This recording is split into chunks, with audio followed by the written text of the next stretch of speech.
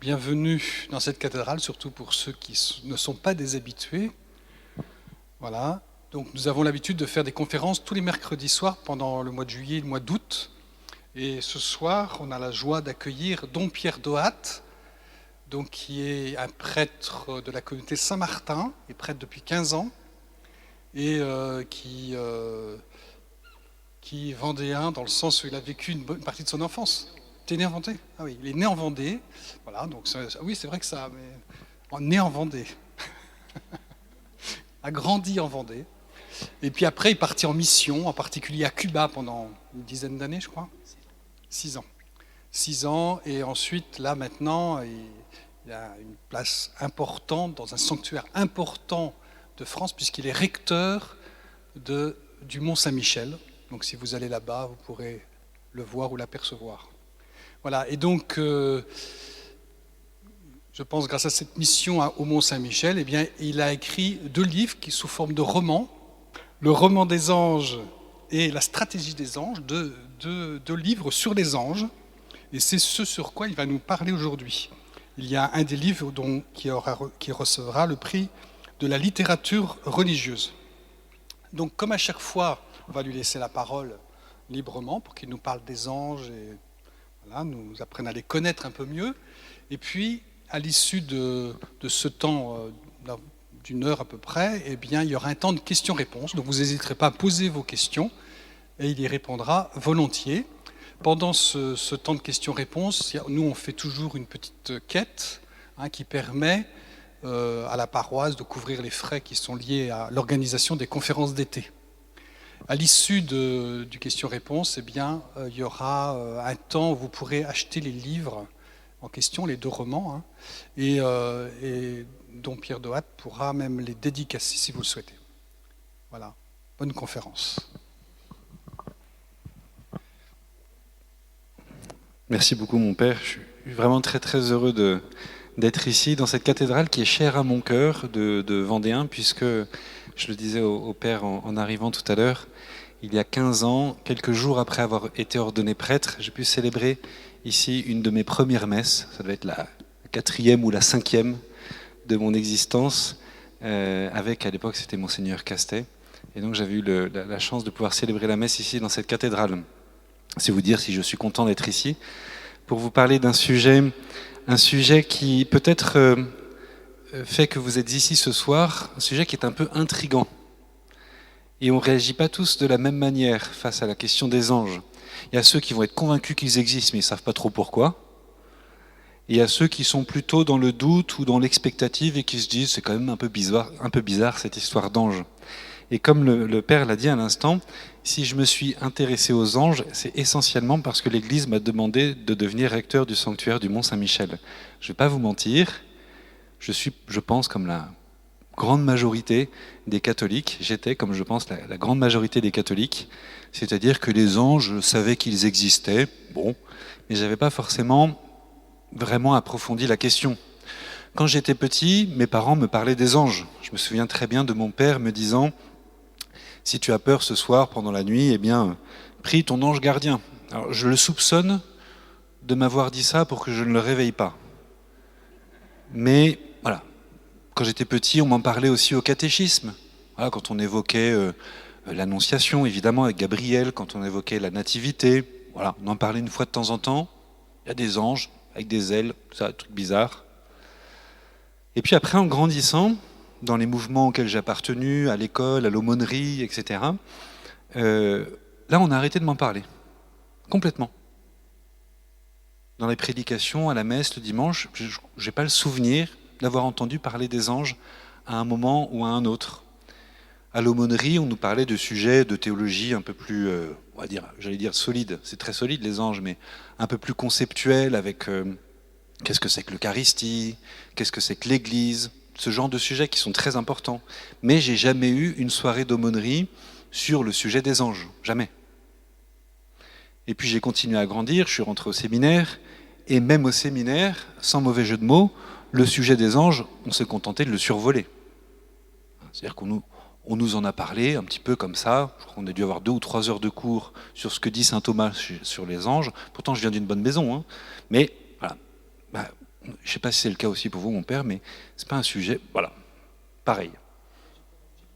En plus, il était l'Angelicum, une grande faculté romaine. Angelicum, ça veut dire l'angélique. C'est en référence à saint Thomas d'Aquin, qu'on appelait le docteur angélique. Bref, voilà.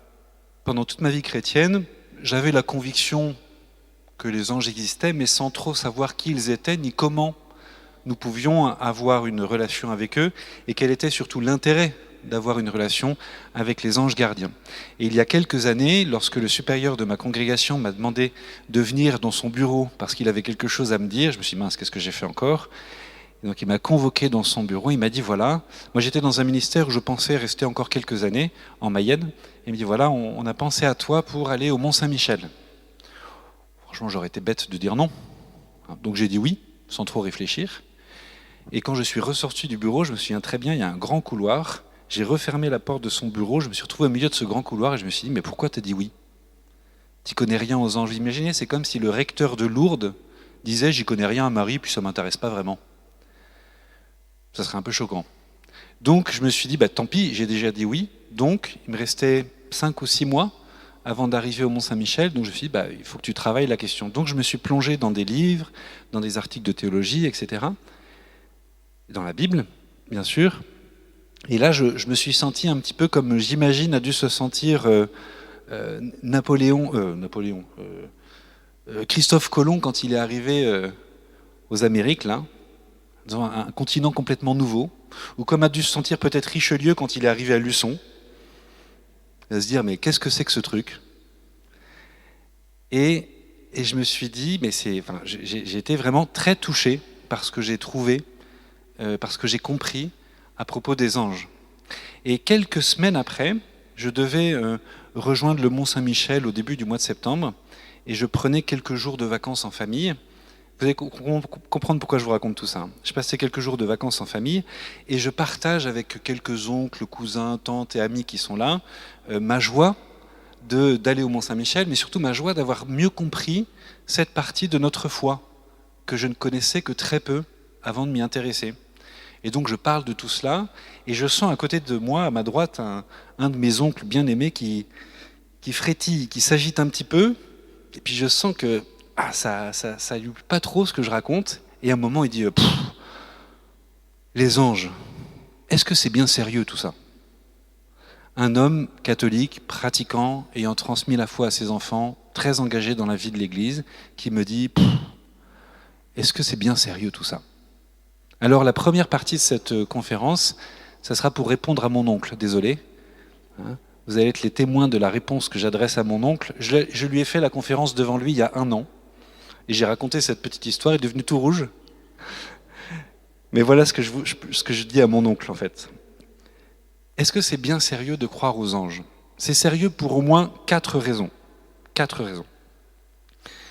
La première raison, c'est que les anges sont omniprésents dans les Écritures. Vous savez que nous, catholiques, nous vivons notre foi, nous puisons la foi à 2 sources. Les Écritures, la tradition. Ce qu'il y a dans les Écritures, nous le recevons comme une parole de vie pour nous et comme une parole qui nous est adressée par Dieu et que nous sommes censés étudier, interpréter, etc. Or, la Bible ne cesse de nous parler des anges. Depuis le premier livre de la Bible, le livre de la Genèse, jusqu'au dernier livre du Nouveau Testament, le livre de l'Apocalypse, les anges sont partout.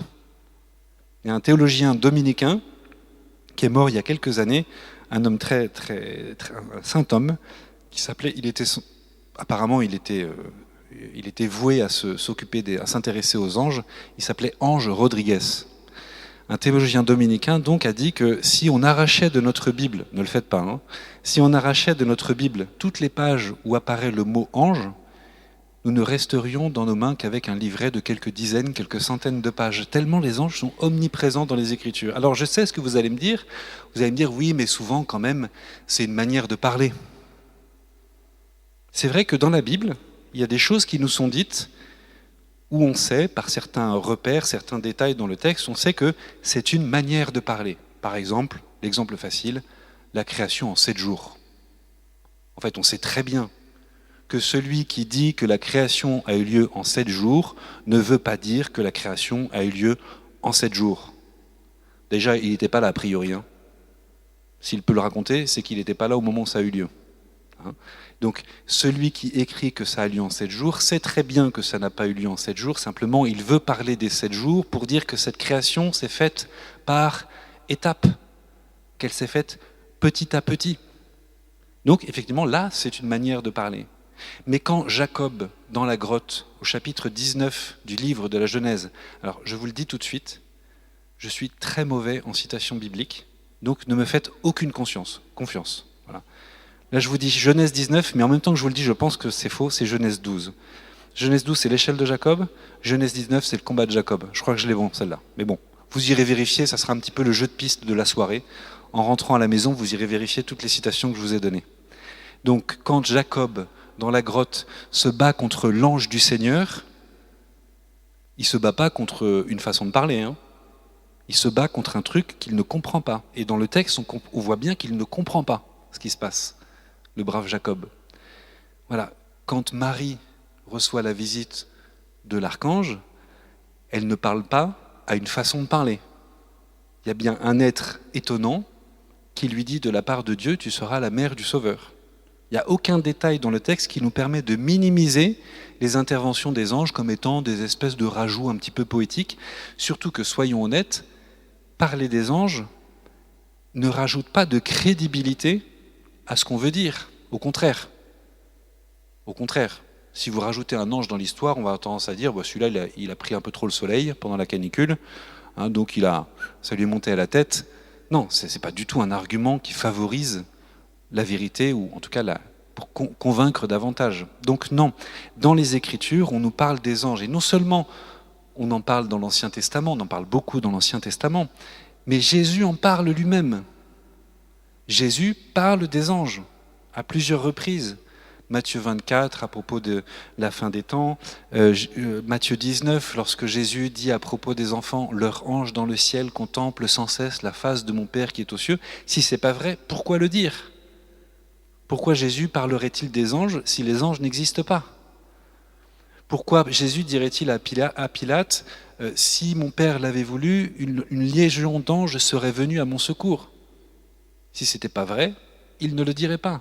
Et plus encore, non seulement Jésus parle des anges, mais en plus les évangiles nous disent que Jésus a des interactions avec les anges qui nous sont décrites dans les évangiles, en particulier dans l'évangile de Luc. Dans l'évangile de Luc, vous savez qu'on nous dit que Jésus, juste après son baptême, va poussé par l'Esprit Saint au désert, et là il est tenté par le démon. Le démon, c'est un ange, déchu, mais c'est un ange. Donc on pourrait rajouter à ce que je viens de dire toutes les apparitions d'anges déchus, et non pas déçus, comme a dit un enfant un jour. Il est très déçu. C'est sûr, il est déçu le démon, oui, mais il est surtout déchu. Mais juste après les tentations au désert, on nous dit que le démon quitte la présence de Jésus, et là, des anges étaient là, et ils le servaient. Moi, je me souviens, quand j'étais petit, je ne sais pas pourquoi, j'avais cette image des anges qui arrivaient avec des plateaux chargés de bouffe, alors que ce n'est pas du tout ça l'idée, parce que Jésus, il reste pendant 40 jours au désert sans manger. Mais j'avais l'image des anges qui arrivaient avec des gros hamburgers sur des plateaux. Bon, après j'ai lu la Bible et j'ai vu que ça ne parlait pas de hamburgers. Et donc, Jésus a besoin du service des anges à ce moment-là. Les anges le servent. Mais c'est encore plus beau. On est toujours dans l'évangile de Luc, au chapitre 22, à peu près, verset 43 ou 44. C'est Jésus vient de partager son dernier repas avec ses disciples. Il emmène Pierre, Jacques et Jean, là, les trois chouchous qui sont toujours là au bon moment. Cette fois-ci, c'est moins sympa. Pierre, Jacques et Jean, il les emmène au jardin des Oliviers. Il leur dit « Veillez et priez pour ne pas entrer en tentation ». Jésus part à un coin du jardin. Là, il prie son Père. Alors, il faut se remettre dans la scène. Jésus, le Fils éternel du Père, le Verbe de Dieu, Jésus, vrai Dieu, vrai homme, parle à son Père, prie son Père, et il lui dit « Père, que cette coupe s'éloigne de moi, mais non pas ma volonté, sinon la tienne. » Vous vous souvenez de ça, À ce moment-là de son existence humaine, Jésus fait l'expérience de l'abandon de Dieu. Il faut le dire comme ça, parce que c'est vraiment ce qui se passe à ce moment-là. Hein. Jésus, c'est pas du chiquet. Il joue pas un rôle. Dans son humanité, Jésus fait l'expérience que tous nous avons fait, nous faisons peut-être en ce moment ou nous ferons un jour. Jésus a fait l'expérience du sentiment d'être abandonné de Dieu. Lui qui est Dieu lui-même, dans son humanité, il fait l'expérience du silence de Dieu. Bon, il va vers ses disciples et il les trouve endormis. Il les réveille, il va prier, il revient, ils sont de nouveau endormis, il les réveille, etc. Vous vous souvenez de tout ça? À ce moment-là, Jésus fait aussi l'expérience, dans son humanité, de l'abandon des hommes. C'est-à-dire que là, il n'y a plus personne. Jésus est seul face à la perspective de la mort et de son sacrifice. Et là, Luc 22, 44, un ange était là et il le réconfortait. C'est fou, hein? En plus, Luc, il n'est pas là à ce moment-là. Hein. C'est le seul à le raconter.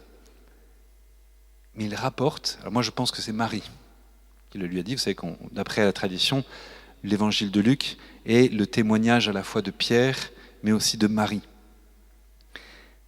Et donc, on sait probablement par Marie qu'un ange était là et il réconfortait, il consolait Jésus. Jésus lui-même, dans son humanité, a eu besoin des anges. Et nous, nous dirions, non, non, mais moi, les anges, si ça fait plaisir aux autres, très bien, mais moi, j'en ai pas besoin. En fait, on ne te demande pas ton avis. L'ange, il n'a pas frappé sur l'épaule de Jésus pour lui dire, est-ce que tu veux que je te console ou pas? Il est intervenu dans la vie de Jésus parce que les anges interviennent dans la vie de Jésus. Je pourrais continuer pendant longtemps, mais voilà aussi les anges de la résurrection, les anges de l'ascension, etc., etc. Donc, première raison pour laquelle il est intéressant et sérieux de croire en l'existence des anges, c'est parce que c'est omniprésent dans les Écritures. Deuxième raison, maintenant ça va aller plus vite. Deuxième raison, c'est parce que aussi la tradition, je vous disais, la révélation, Dieu se révèle à nous par la tradition, par les Écritures, et par la tradition. Qu'est-ce que c'est que la tradition? C'est justement la façon dont l'Église a interprété, vécu et transmis la parole de Dieu au long des siècles. Eh bien, en 2000 ans d'histoire, l'Église, sans interruption, a confessé, a professé, a proclamé que les anges existent.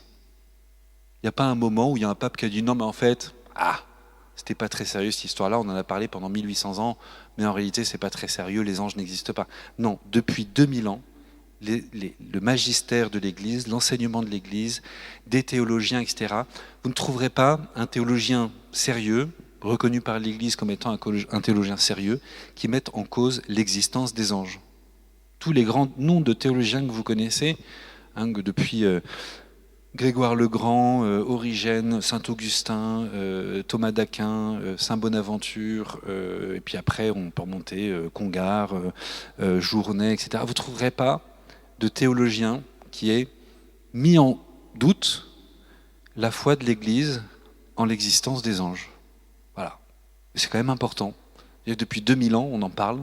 Depuis 2000 ans, on affirme. Et ceux qui nous ont précédés dans la foi affirment que les anges existent. Les Écritures, la tradition,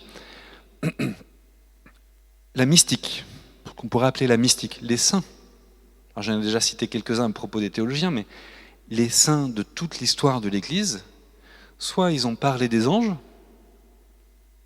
soit ils ont vécu des expériences mystiques avec les anges, pour la grande majorité d'entre eux. Si on devait retirer, un petit peu comme ce que proposait le père Ange Rodriguez, si on devait retirer de notre panthéon personnel tous les saints qui parlent des anges ou qui ont vécu des interactions mystiques avec les anges, il ne nous resterait plus beaucoup de saints à prier. Hein. Parce que je veux dire, ils sont tous passés, directement ou indirectement. Si vous voulez, on essaye, donnez-moi le nom d'un saint, je vous dirai s'il en a parlé aussi. Mais vraiment, Sainte Jeanne d'Arc, Sainte Thérèse d'Avila, Sainte Thérèse de Lisieux, Saint Jean de la Croix, Saint François d'Assise, Saint Thomas d'Aquin, Carlo Acutis, parce que maintenant il faut toujours parler de Carlo Acutis dans toutes les conférences. Donc Carlo Acutis aussi, il a parlé des anges, Frassati aussi, enfin bref, tous les saints de l'histoire de l'Église, quand je dis tous, peut-être que j'exagère, mais la grande majorité, soit ils en ont parlé comme étant quelque chose d'important, donc ils ont témoigné de leur foi dans les anges, soit eux-mêmes ils ont vécu des expériences mystiques avec les anges.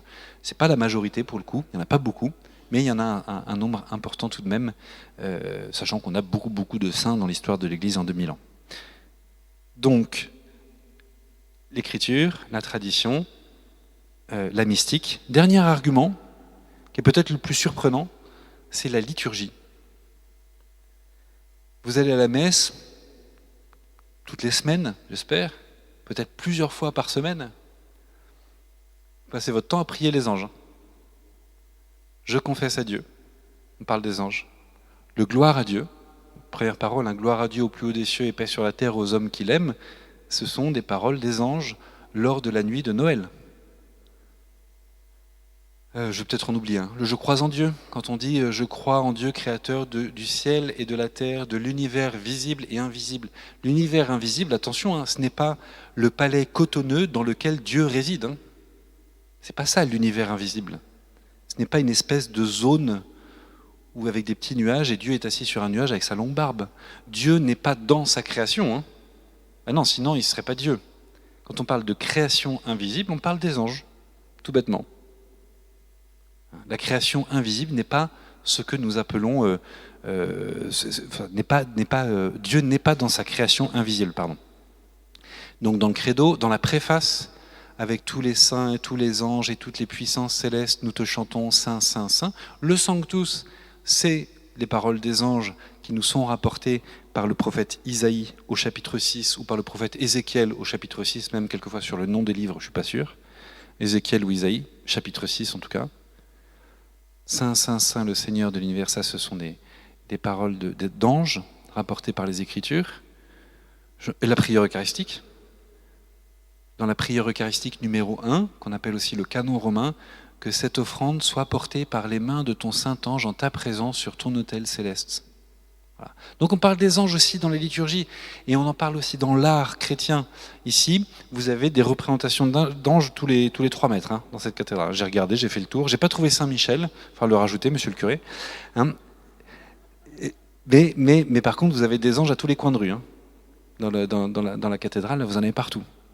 Alors ils sont plus ou moins réussis, j'avoue que les petits anges joufflus là, du tableau de la Passion, je ne suis pas hyper convaincu.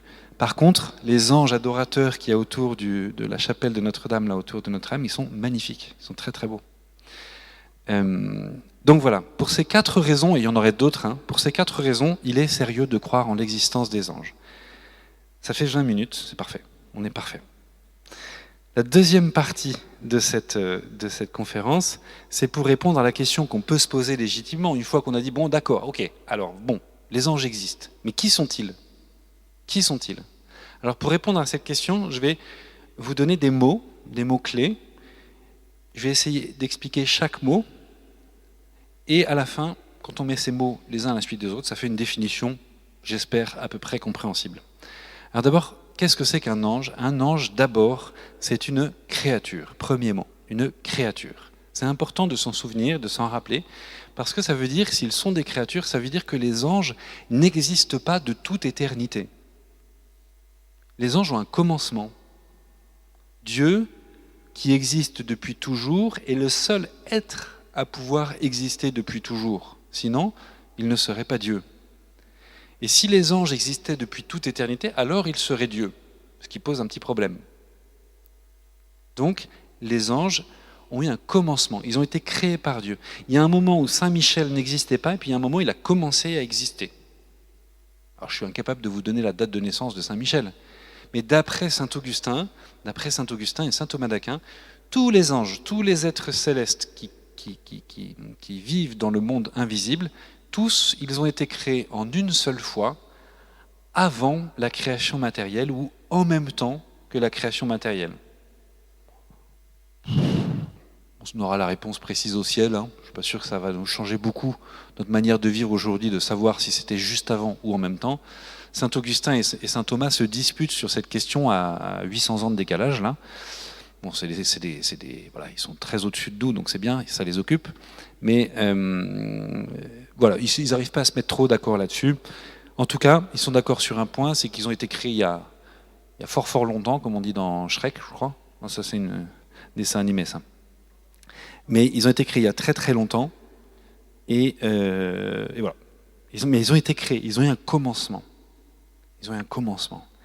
Dire que ce sont des créatures aussi, c'est très beau, parce que ça montre la proximité qui existe entre les anges et nous par notre nature de créature, par notre identité de créature. Pour le dire simplement, entre la créature et son créateur, il y a forcément une distance infinie.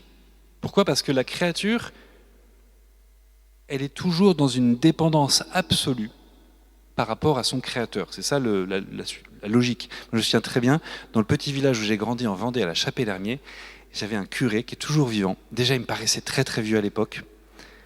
Et il est formidable. Il s'appelle l'abbé Cugnot. Il est en maison de retraite maintenant à Landreau depuis pas longtemps, là. Et il nous disait au catéchisme, avec ses grands yeux globuleux, là, souviens-toi que si Dieu arrête de penser à toi, ne serait-ce qu'un instant, tu disparaîtras dans le néant. Alors moi, je me disais, pourvu qu'il arrête pas de penser à moi. Mais n'empêche que c'était assez juste, pour un enfant en tout cas, c'est un peu effrayant, mais c'est assez juste de comprendre de quoi il s'agit. Quand on dit qu'on est des créatures de Dieu, c'est de ça qu'il s'agit. Hein. Ça veut dire que nous n'existons que par pure volonté amoureuse de Dieu. Si Dieu arrête de penser à toi un seul instant, tu disparaîtras dans le néant. Eh bien, les anges qui sont des créatures peuvent dire la même chose d'eux-mêmes. Si Dieu cesse de penser à nous un seul instant, c'est-à-dire s'il cesse de nous aimer un seul instant, nous disparaissons dans le néant. C'est pour ça que dans la Bible, on parle des anges comme de frères, d'amis, de compagnons des hommes.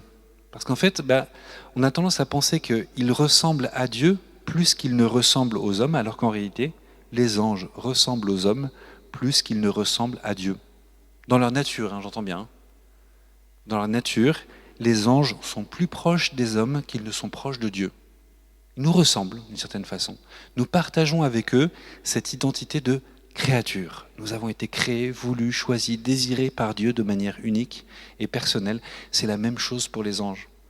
Donc on ne peut pas en faire des demi-dieux. Voilà. Saint Paul se méfie dans l'épître aux Colossiens, il dit attention, il y en a qui prient les anges comme si c'était des dieux. Nous ne prions pas les anges comme s'ils étaient nos dieux. Je reviendrai peut-être là-dessus. Ils sont des créatures pauvres, parfaites, mais pauvres parce que créées. Vous voyez ? Créatures. Ce sont des créatures, deuxième mot, spirituelles. Les anges sont des esprits. Alors qu'est-ce que c'est qu'une créature spirituelle ? Une créature spirituelle, c'est une créature qui est capable de connaître, d'aimer et de servir Dieu. C'est ça une créature spirituelle. Le sanglier et la marguerite ne sont pas capables de connaître, d'aimer et de servir Dieu. Votre chien, que vous aimez beaucoup, même si vous pouvez même lui apprendre à se mettre assis pendant que vous faites le bénédicité, il ne fait pas le bénédicité.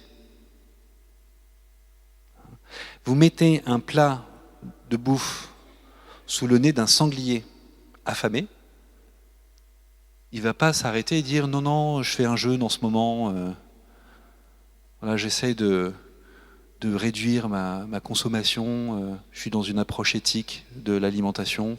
Non, s'il a faim, il mange. Nous, les hommes, enfin surtout les femmes, nous sommes capables de nous retenir de manger, même si nous avons faim. Voilà. Une créature spirituelle, c'est une créature qui est capable de Dieu, capable de le connaître, capable de l'aimer, capable de le servir, et qui est créée pour cela, connaître, aimer et servir Dieu. Et nous partageons, c'est encore une chose que nous partageons avec les anges, c'est que eux aussi, ils ont été créés pour connaître, aimer et servir Dieu. On ne porte pas le même maillot, mais on est dans la même équipe avec les anges. On est censé, notre destinée, notre vocation d'éternité, c'est de connaître, d'aimer et de servir Dieu. Le programme ne se passe pas de la même manière, mais l'objectif est le même. Créatures spirituelles, personnelles. Les anges sont des créatures personnelles. Qu'est-ce que cela veut dire ? Je ne sais pas quelle image vous avez. Souvent, à propos des anges, on est très dépendant des images qu'on a vues, notamment qu'on a vues quand on était petit. Et moi, je ne sais pas si vous connaissez par exemple, c'est un tableau qui m'a beaucoup marqué quand j'étais adolescent. C'est un tableau qu'on appelle l'adoration de l'agneau mystique. Il me semble que le peintre s'appelle Van Eyck et elle se trouve à Anvers ou à Gand peut-être, en Belgique. l'adoration de l'agneau mystique. Vous tapez ça sur Google, vous trouverez, c'est magnifique, c'est sublime, c'est l'impâture rhéno-flamande. Donc on voit, c'est une représentation d'un passage du livre de l'Apocalypse, cette adoration de l'agneau mystique par toute l'Église. Donc on voit donc l'agneau, Jésus, au milieu, sur l'autel, sur le livre à 7 sceaux, etc. Et tout autour, la cour céleste avec les saints, les martyrs, les apôtres, les évêques, les prêtres, comme quoi il y a même des prêtres au paradis, des saints laïcs, des saintes femmes, des religieuses, etc. Ça vous fait pas rire ce que ils y croient pas. Et puis les anges. Et alors dans ce tableau-là, les anges sont représentés un petit peu comme des clones. C'est-à-dire qu'ils se ressemblent tous quasiment. Ils ont tous presque le même visage, le même matériel dans les mains, les mêmes vêtements, etc. Un autre tableau qui est bien connu, c'est ce qu'on appelle faussement la Trinité de Rublev ou de Rublev. C'est la visite des 3 visiteurs aux chênes de Mambré à Abraham. On dit souvent que c'est le Père, le Fils et le Saint-Esprit. En réalité, ce que l'auteur a voulu montrer, ce sont 3 anges, 3 visiteurs. Ils se ressemblent tous, il y a des petits détails, mais ils ont le même visage, les mêmes traits, etc. Et donc moi j'avais un peu cette idée-là que les anges c'était un peu des clones, quoi. Voilà, si vous voulez une référence plus pop, c'est l'armée des clones dans Star Wars. Là. Vous vous souvenez de ça? Voilà, c'est tous ces soldats qui sont habillés de la même manière, etc. Pour moi les anges c'était la même chose mais sans les fusils, quoi. Voilà. Donc pas du tout. En fait les anges, le monde invisible est un monde extrêmement riche et chaque ange est unique. Chaque ange, dit saint Thomas, chaque ange a sa personnalité. Il n'utilise pas ce mot-là, je ne retrouve pas le mot qu'il utilise. Chaque ange a son caractère. Chaque ange a son histoire avec Dieu. Chaque ange a sa relation individuelle avec son Créateur. Ce n'est pas des clones. Nous, chacun d'entre nous, nous sommes uniques, alors que nous appartenons tous à la même espèce humaine et à la même nature humaine. Les anges, eux, ils partagent la même nature angélique, mais chaque ange est sa propre espèce. Bon, là, on va rentrer dans une considération philosophique un peu compliquée, mais ce n'est pas très grave. Ce que ça veut dire simplement, c'est que nous sommes uniques, les anges, ils sont encore plus uniques. Voilà, c'est ça que ça veut dire. Donc, chaque ange a sa personnalité. L'ange gardien du Père Lubot n'a pas les mêmes caractéristiques que mon ange gardien. Voilà. Parce que mon ange gardien, par exemple, il a besoin d'une vertu de patience dont l'ange gardien du Père Lubot n'a pas besoin, parce qu'il est tellement formidable que son ange gardien n'a pas besoin d'être patient. Donc vous comprenez, voilà, chaque ange est unique, chaque ange a son histoire, moi je suis pressé de connaître le caractère de mon ange gardien, par exemple.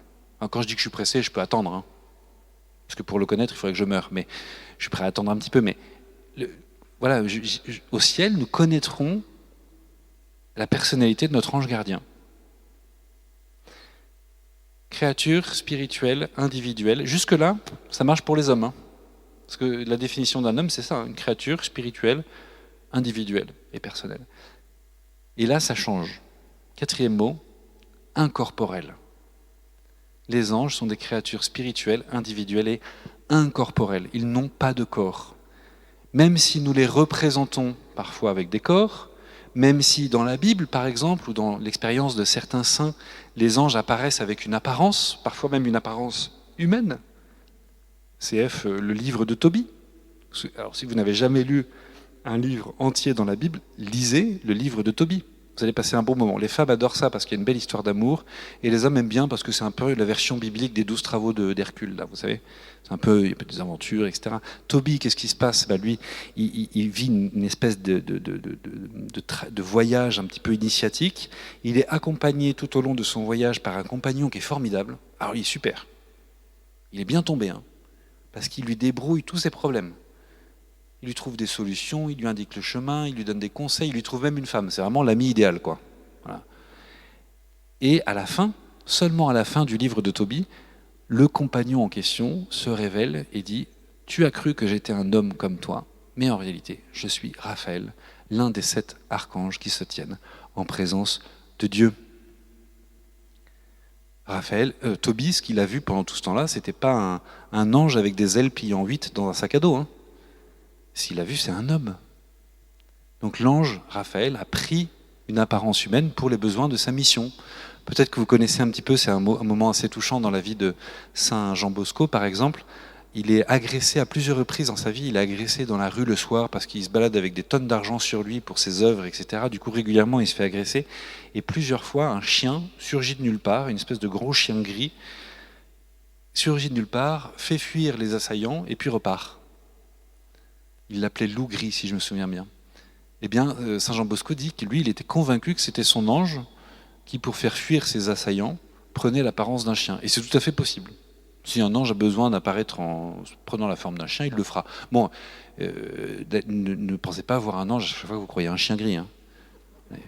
Voilà. Mais si c'était nécessaire à sa mission, l'ange peut se transformer en lampe de chevet ou en chien. Bon, lampe de chevet, on voit pas très bien l'intérêt, mais voilà, saint Thomas dit il peut prendre l'apparence nécessaire à sa mission.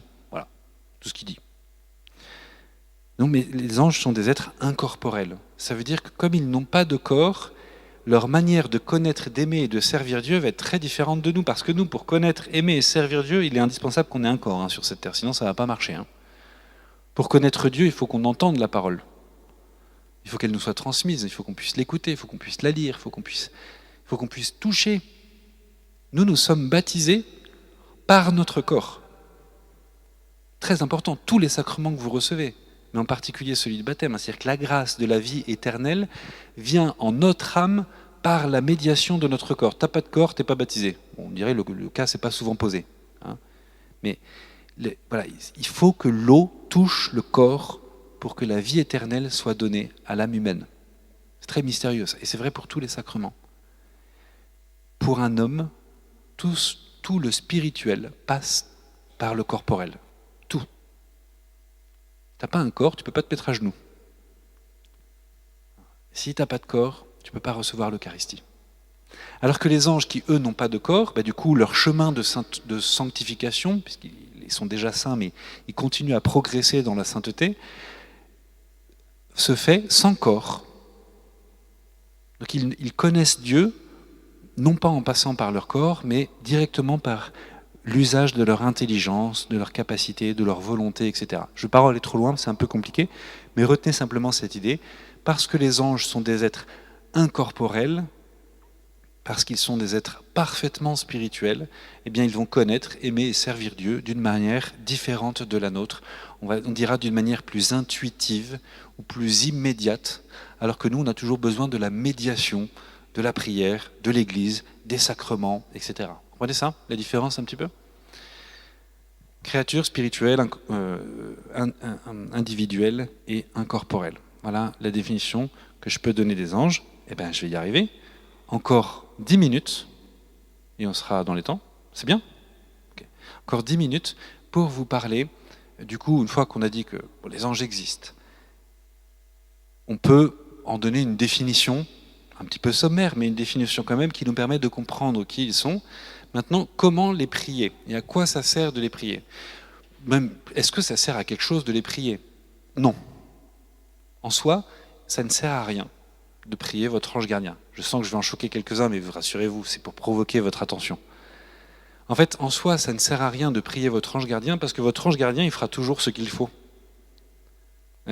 Si vous voulez, si vous passez sous une gouttière de la cathédrale, et qu'une gargouille se détache, et que vous la prenez sur la tête, ce qu'à Dieu ne plaise, c'est pas parce que votre ange gardien ce jour-là était en grève ou fatigué ou en vacances. Si vous avez un accident, c'est pas parce que votre ange s'était dit non, là j'ai pas très envie d'intervenir, non, aujourd'hui j'ai la flemme. Donc votre ange fait toujours ce qu'il faut. Mais votre ange, il est d'abord le gardien de votre âme, pas le gardien de votre corps. Si jamais il préserve votre corps, c'est en vue de préserver votre âme. Mais nos accidents, nos maladies, etc. ne sont pas des échecs de nos anges. Et ne dites pas, non mais c'est bon, moi je sais que j'ai un très bon ange gardien, donc je pourrais prendre l'autoroute à contresens. Non. Ça va mal se terminer. Je me suis un peu disputé avec un confrère prêtre, il y a quelques mois, on organisait ensemble un genre de pèlerinage à vélo. Et je lui dis, tu sais, ça serait bien quand même qu'on soit insistant auprès des parents pour que tous les enfants viennent avec un casque et un gilet, là, un gilet jaune. Il me dit, oh, c'est bon, de toute façon, ils ont des bons anges gardiens. Et je me suis énervé. Oui, parce que moi, j'ai une sœur qui est morte quand elle était petite, et je pense d'un accident, et je pense que c'est pas parce qu'elle avait un mauvais ange gardien. Je pense que juste, faut être intelligent, et que quand on prend un vélo sur la route, et qu'on est un groupe d'enfants, on met un casque et un gilet, parce que s'il y a un accident, c'est quand même mieux d'avoir un casque et un gilet, tout bêtement. C'est pas une question, il n'y a pas besoin de spiritualiser ça. C'est tout bête. Vous comprenez ? Donc, les anges ne sont pas là pour préserver notre corps ou pour protéger notre corps. L'ange gardien n'est pas une espèce de garde du corps bodybuildé avec des ailes de pigeon dans le dos qui veille au-dessus de nous comme ça pour empêcher qu'on prenne le pot de fleurs qui tombe du 5e étage. C'est pas ça qu'il fait. C'est pas ça qu'il fait. L'ange, il est d'abord le protecteur de notre âme. Ce qu'il veut à tout prix, c'est préserver notre relation à Dieu. Ce qu'il veut, c'est que nous atteignions la vie éternelle. Donc nous pouvons prier notre ange pour à peu près tout ce que vous voulez. Vous pouvez. Mais attention à ne pas instrumentaliser l'ange. Voilà. J'étais en voiture, il y a quelques années maintenant, avec une personne, une femme donc c'est elle qui conduisait. Moi j'étais sur la place du mort, et je dis pas ça parce que c'était une femme qui conduisait. Et on devait aller à la messe, et on était en retard. C'était d'ailleurs à La Roche-sur-Yon. Et c'était une messe avec le Père Lubot. J'étais en vacances en Vendée. Et donc, on ne trouvait pas de place parce que, voilà, vous savez comment c'est, à La Roche. Et donc, elle me dit, prie ton ange gardien pour qu'il nous trouve une place de parking. Je suis sûr qu'il y a des femmes qui le font, ça, ici.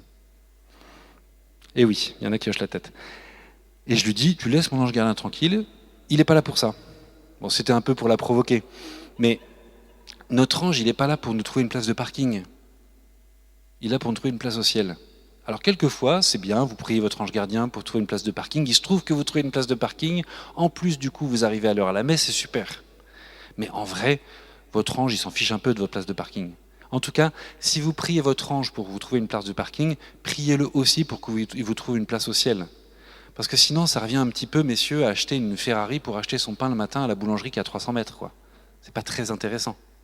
Donc, si on prie notre ange gardien, c'est pas pour lui demander des petits coups de main comme ça. Si on prie notre ange gardien, c'est encore une fois pour lui demander de nous aider à accueillir la grâce que Dieu nous donne, à accueillir en portant un regard qui tienne compte de l'éternité, qui tienne compte de l'invisible sur tout ce que nous vivons, tout ce que nous traversons. C'est ça qui est intéressant en fait. Notre prière ne transforme pas notre ange. Vous améliorez pas l'efficacité de votre ange par votre prière. Ça, c'est faux. Ça, c'est une légende. Et c'est pas du tout présent dans la Bible. Par contre, si ça vaut la peine de prier notre ange gardien, c'est pas pour le rendre plus efficace, c'est pour nous rendre plus disponibles à son action. C'est ça qui est intéressant. Et c'est pour ça que ça vaut la peine de beaucoup prier son ange gardien. Parce que plus on prie son ange gardien, plus on devient disponible à son action. Alors comment agissent les anges ? Comment agissent les anges ? Parce que pour être disponible à leur action, il faut savoir comment ils agissent. Alors comment agissent les anges ? Saint Thomas d'Aquin, dit que les anges agissent par mode de suggestion. Alors j'explique. Jésus, pour nous convaincre de l'amour du Père, il le fait par mode de conviction. Enfin, pour nous convaincre, du coup je le répète, mais pour nous encourager à accueillir l'amour du Père, Jésus, il va le faire par mode de conviction. C'est-à-dire qu'il va venir sur cette terre, il va mourir pour nous, il va parler, il va faire des miracles. Il nous convainc, il nous encourage par la conviction. Quand on voit Jésus, quand on croit Jésus, quand on voit ce qu'il fait, quand on voit ce qu'il dit, on est séduit au bon sens du terme et on se dit que Dieu est bon de nous avoir donné un tel sauveur.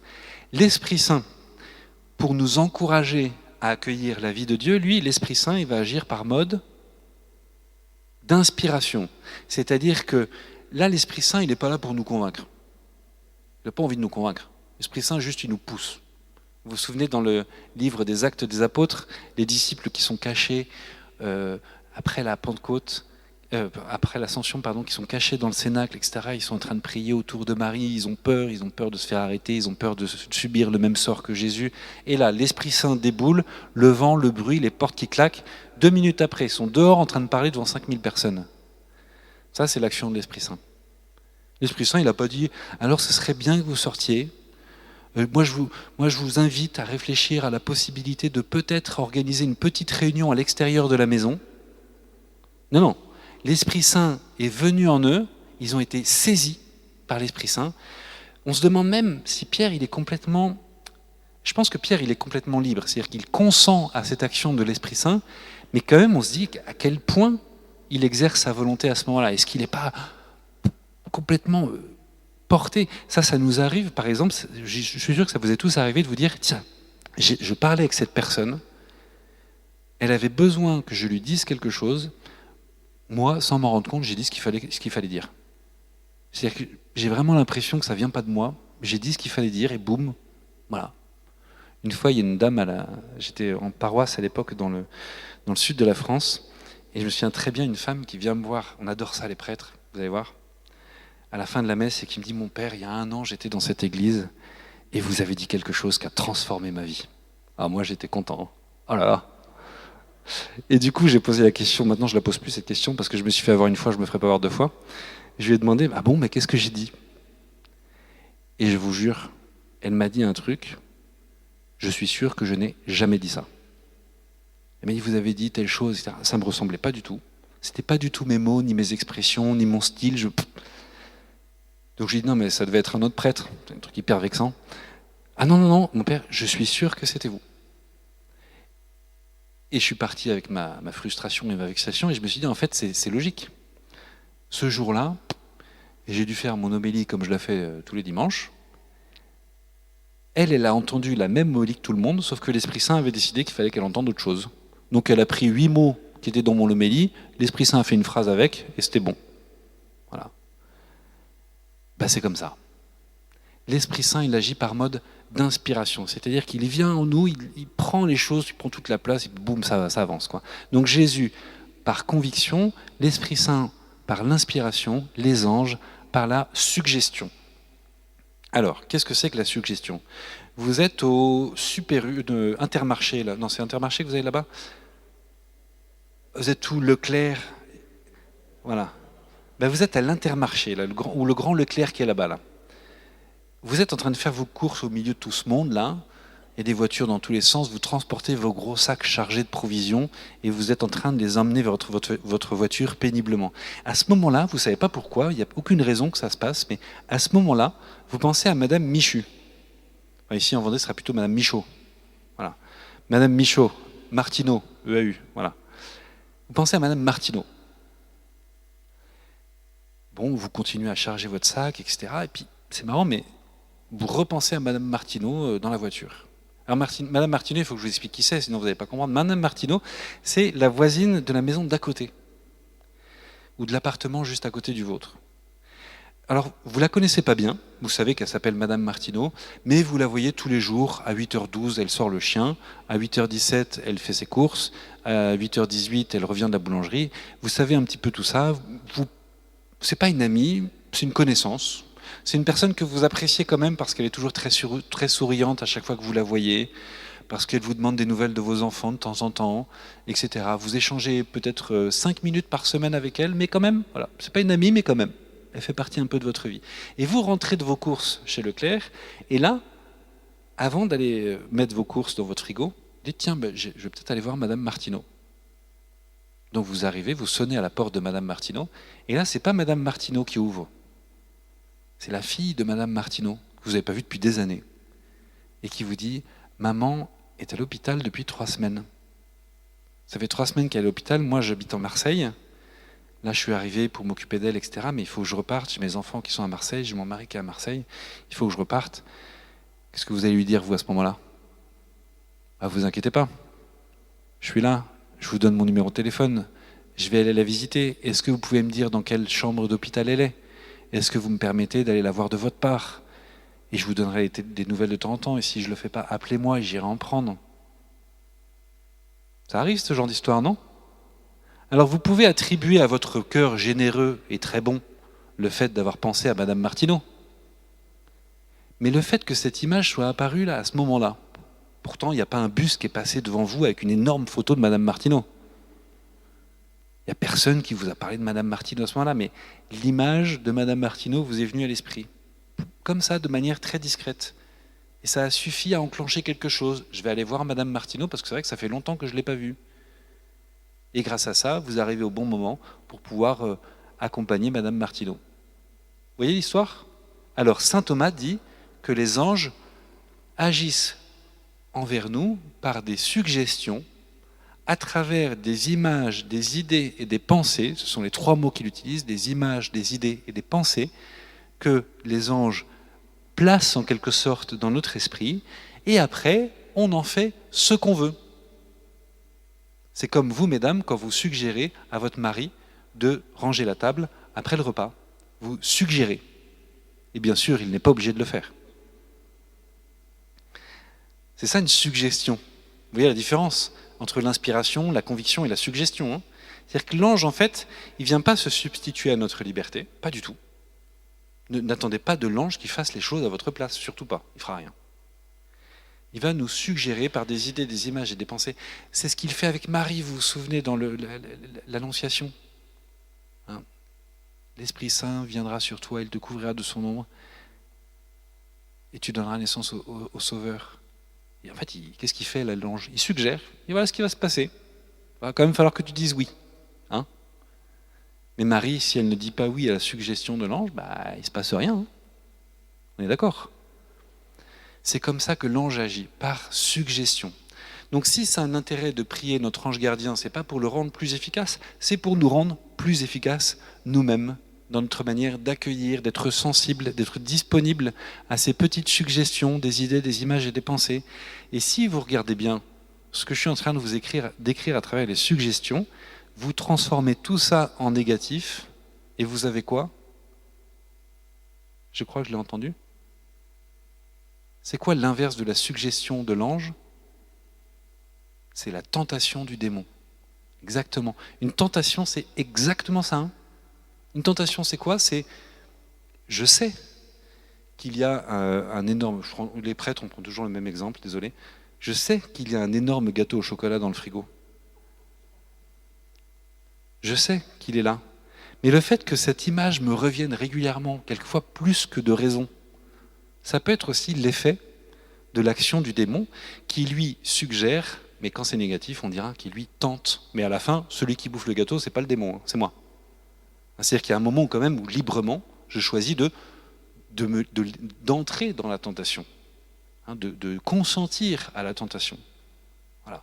Donc en fait, c'est assez évident quand on y réfléchit, quand on sait comment les anges déchus agissent à travers la tentation, il suffit de transposer ça au positif, ça s'appelle la suggestion. L'ange nous suggère, mais nous restons libres d'adhérer ou de ne pas adhérer, de consentir ou de ne pas consentir à ces suggestions. Donc oui, ça vaut la peine de prier notre ange gardien, et de prier les anges d'une manière générale, mais ce n'est pas pour améliorer les capacités de l'ange, voilà, ce n'est pas pour lui muscler les ailes ou les petits bras, d'ailleurs il n'a ni ailes ni bras, hein, c'est pour nous rendre nous plus disponibles et plus efficaces dans l'accueil de leur action. 21h30. Amen.